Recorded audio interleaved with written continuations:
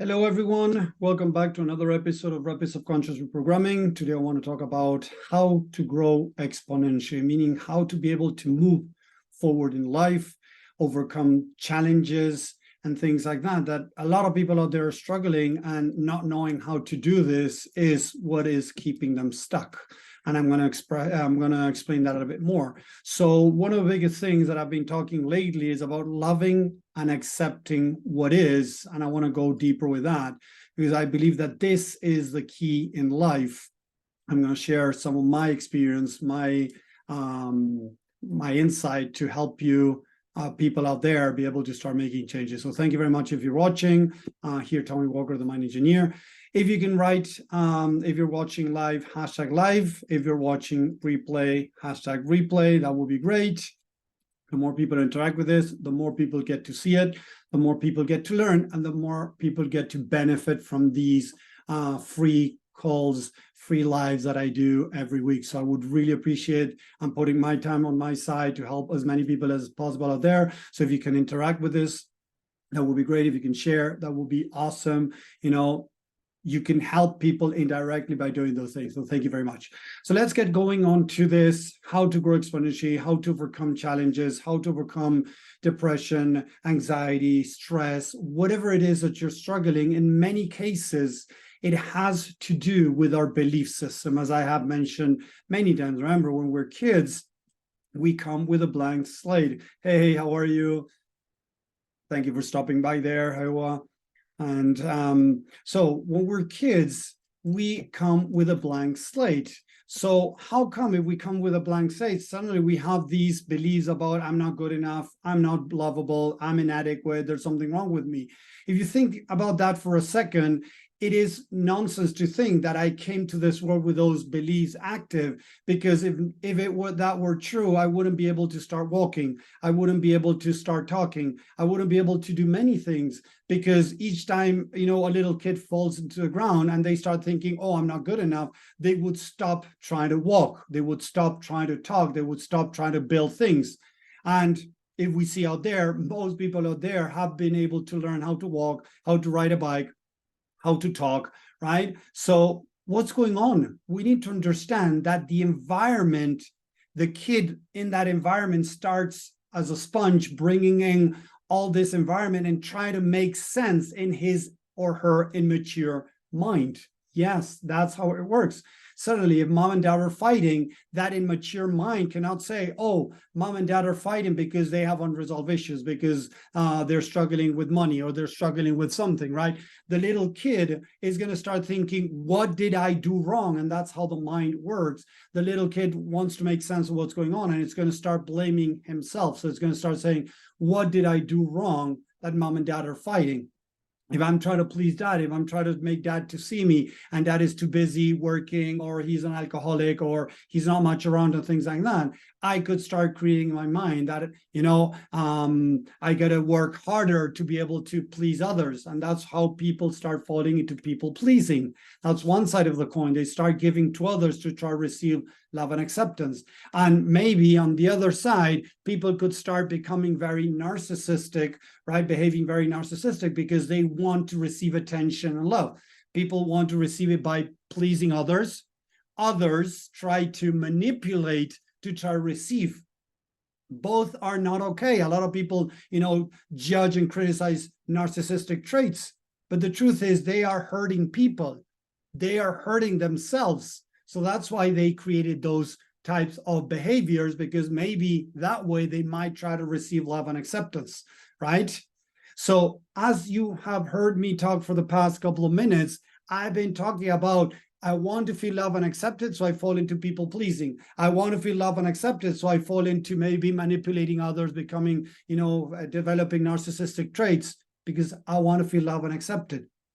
So if I truly want to be able to change any type of trait, any type of behavior, whatever it is, whether it is a behavior to try to feel love and accepted, or a behavior that I'm looking for to try to numb the pain of the lack of love and acceptance, I need to understand that those are the main drivers of human behaviors: looking for love and acceptance, or seeking to numb the pain out of love and acceptance.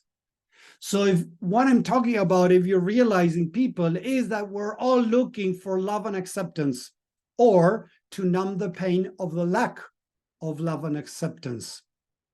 Yes, listen to that again. And I want you to type it in the chat, please, everybody. I want you to type in the chat, love and accept. We're all looking for love and acceptance. Let's put acceptance. Yes, acceptance. There we go. Sorry, writing there too. Love and acceptance. We're all looking for love and acceptance. And if we don't get it, we're going to try to numb it. I see a lot of people that go to the gym and want to have the perfect body, right?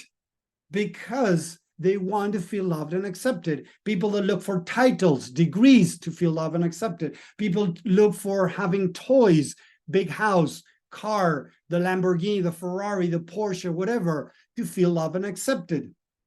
So if we truly want to make a change in our life, we need to start practicing how to love and accept what is. If I'm feeling anxiety, how can I love and accept what is? There's a reason why I'm feeling anxiety. And I'm pretty sure that you feel anxiety because you're lacking love and acceptance. So if you're able to start practicing love and acceptance and truly practice that, not just pretending because Tommy said so, because you listened here, if you truly start practicing love and acceptance, what's going to happen? You're going to start reducing the anxiety. It might not go away right away, but you're going to reduce the levels of the anxiety. And I have practiced this for myself and with thousands of people around the world. And most people tell me that when they do this, they feel some type of relief. This is one of the key points of my work, the loving and accepting of what is. If I'm, without a job and I go to interviews and I couldn't go get a job, I need to love and accept where I'm at. Because if I come from a place of, listen to this, I feel like a failure because I'm out of a job and I go to an interview feeling like a failure, even if I try to cover it up, if I want to fake it till you make it, right? What's going to happen, unfortunately, is that people are going to sense that lack of confidence, that low self-esteem, right? And they're not going to hire you. So you need to first love and accept what is the anxiety, the lack of, money, the depression, the stress, whatever it is. Right now, I have some pain on my arm over here, elbow, and it goes a little bit, arm, shoulder, going down a little bit. And I have a muscle spasm, right? And I'm loving and accepting what is. If I fight it, if I judge myself, I'm going to make things even worse. So something happened. I had some, I was playing soccer some time ago and I had a big fall. It didn't hurt at that time. Later on, I hit my head, doing some things, getting the car, those type of things. Maybe it didn't help. On top of that, I believe that the body is talking when the mind doesn't. And I had this spasm on my body. So I'm trying to love and accept what is. And that is allowing, apart from doing other work too, to reduce a spasm. So if I'm struggling with anxiety, instead of trying to pretend it's not there and try to deny it and try to focus on positivity, love and accept what is. I believe that we're spiritual beings living a human experience. So if we look at different spiritual beings, Buddha loving and accepting what is, Krishna loving and accepting what is. If we look at Jesus in the cross, Jesus being spirit, loving and accepting humans that were killing him in the cross. He was telling, Father, please forgive them. They don't know what they're doing. So he was still loving and accepting those humans that were going against Jesus and against God. So what I truly believe that we need to do to become more spiritual is to love and accept what is. When you love and accept the part of you that is feeling anxiety, the levels of anxiety goes down. It has been proven. Whenever you love and accept the stress, the part of you that is feeling stress, and you then explore what's going on, the levels of stress go down. Doesn't mean it's going to go away. If you're scared, love and accept, the fear goes down. And this, you can see it. It has been proven, see it on the outside. If you have been around kids, if you have your own kids, if they're scared and you love them and accept them, don't try to change them at that moment. If you love and accept how they're feeling and say, hey, it's okay to feel scared. It's okay. I'm here for you, buddy. That's it. Love and accept what is. What happens with that kid? Tell me, do they feel more scared or do they feel less scared? Type it in the chat what you think is going to happen if a kid is feeling, compassion, love, and acceptance by somebody else there. Not denial. What happens when somebody feels love and acceptance and they're feeling stress, scared, shame, anxiety, whatever it is? Love and acceptance is what is going to bring those levels down. And then, of course, we got to do more work to try to identify why that part of me is feeling anxiety, stress, or whatever else that it's feeling. But love and acceptance is going to allow you to start bringing those levels down and grow exponentially, because now you can go into the understanding. Behind negatives, there is a lot of wisdom. And if we want to become more spiritual, a lot of people talk about spirituality. What I truly believe true spirituality is, true spirituality, because I listen to a lot of people, oh, I meditate, I go to the gym, I eat better, whatever. But when they have to deal with their negatives, they crush them, they destroy them, they kick them away, they, dig them into their mind. They forget about it, they pretend they're not there. That is not how I believe we need to deal with those things. And it has been proven. There are many big authors out there too that are talking about this. We don't need to deny our negatives. We need to love and accept the part of us that is feeling like Jesus in the cross, loving and accepting those human beings under there, killing him. We need to love and accept what we're going through to be able to understand, open the mind to understanding, to then be able to change. So that was a revelation I had some time ago, not so much ago, when I saw this image of Jesus being killed on the cross and him loving and accepting the humans that were there. How can we be that spirit and love and accept the human side of us that is not aligned with our true self, with our spirit, that is struggling, that needs love and acceptance? Because those people that were killing Jesus, they needed to be loved and accepted. And I'm not saying it's easy. That's the thing, people. I'm not saying it's easy. Right now, we're seeing this war between Israel and Pakistanis, right? And it's not okay. No war is okay. It doesn't matter who started it. It doesn't matter who continues with it. No war should be okay. So how can we practice in loving and accepting? Loving and accepting what is gonna set us truly free, is gonna help us connect with spirit, become more spirit. There's so many people out there trying to become more spirit on the outside. How do you deal with negatives? Can you love yourself through the negatives? That is true unconditional love.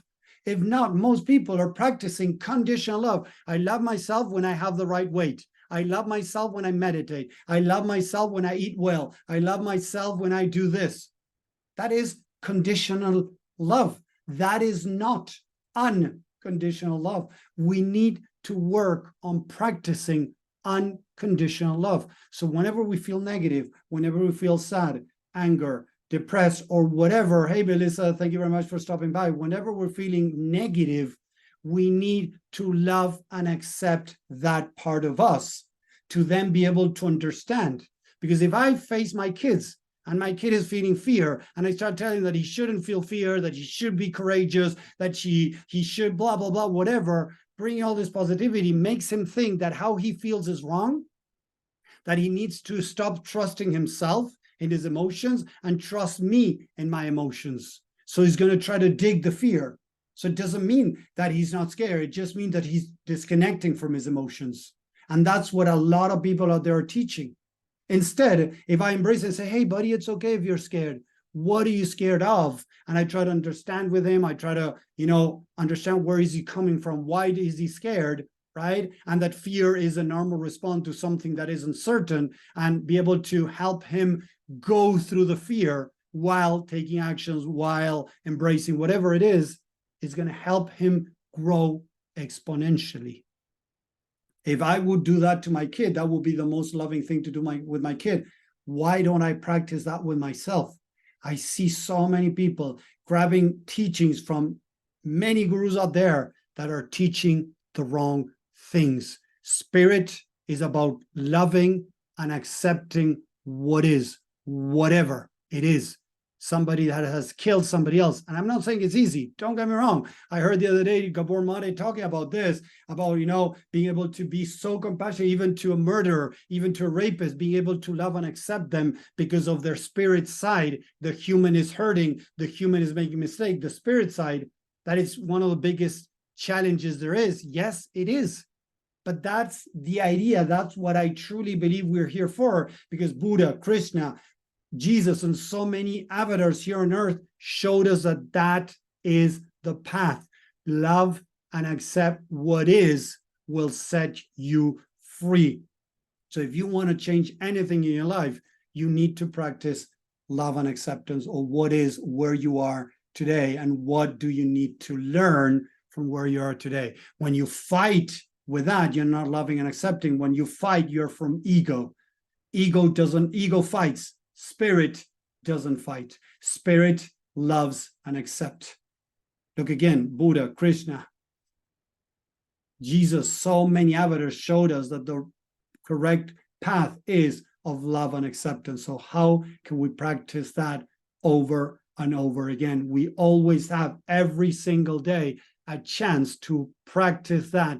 A little bit more, a little bit less, it doesn't matter, but to practice that. How can I love and accept where I'm at? How can I love and accept my anxiety? How can I love and accept the part of me, let's put it this way, the part of me that is feeling anxiety, the part of me that is feeling stress? It's not loving and accepting the stress or the anxiety as, oh yeah, I want more of this. No, it's the opposite. As I mentioned, when my kids are feeling fear and they feel loved and accepted, they feel, compassion, their fear starts reducing. And that's the idea. Now we can think more clearer. Now we can understand why that is there, and we can start working on the mind to change it. But most people are fighting. Most people think that they're being spiritual, but from the ego. Anything that is fighting is ego. Anything that is fighting is the ego. Spirit is love and acceptance of what is.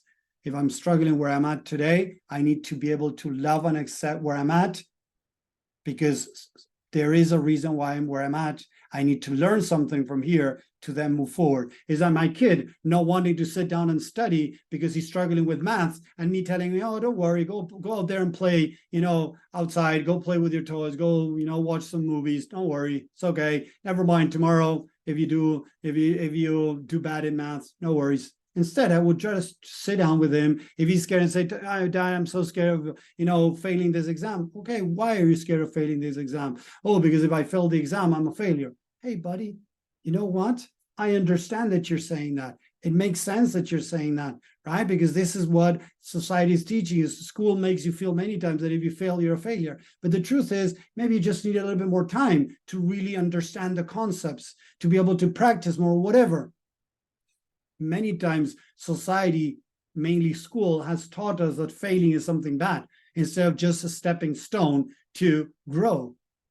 So there's so many things that we have been programmed in a negative way that we need to understand to be able to change. It's like, look at this. If I have a broken car and I take it to the mechanic and the mechanic starts kicking my car, try to fix it, it ain't gonna happen. It's gonna have more problems now. So the mechanic doesn't fight against the car. It tries to understand why it's not working and bring the solution so it gets fixed. The mind is the same, how we need to apply it. There is a belief, a story that we're telling ourselves that might be negative that we need to change. We need to change the way we think, not who we are. Because who we are greatness. We are amazing. We're spiritual beings living a human experience, but our potential is, what we're manifesting is so small because of all these limitations. The more we're able to tap into that love and acceptance, we tap into spirit. When we tap into spirit, now from there, we can start making changes, because we're not meant for mediocrity, for struggling in life with, panic attacks maybe. it can be overcome. And I've seen it. I have worked with people that had panic attacks and were able to start getting rid of them as they start loving and accepting the parts of them that we're creating. Because in many of these cases, the panic attacks were episodes that were just manifesting their pressure that was building up in themselves from their past and today that ended up in a panic attack. As they started loving themselves, accepting themselves where they were, the panic attacks started fading away. OCD, I've seen that there. I've seen that in people with, ADD problems, lack of concentration. I've seen so many changes in people that were able to tap into spirit and not so much into ego. That is why it's so important to love and accept, to be able to then probably make changes on the outside. It's not going to guarantee, because maybe I need to go through this longer, but it is going to make it easier to go through what I'm going through and eventually make changes. So I hope that makes sense. Let me know what you're thinking in the chat, please, people. I love having that interaction. I've seen some people are watching. Send me some love if you're watching. Let me know what you think about this. I hope this helped.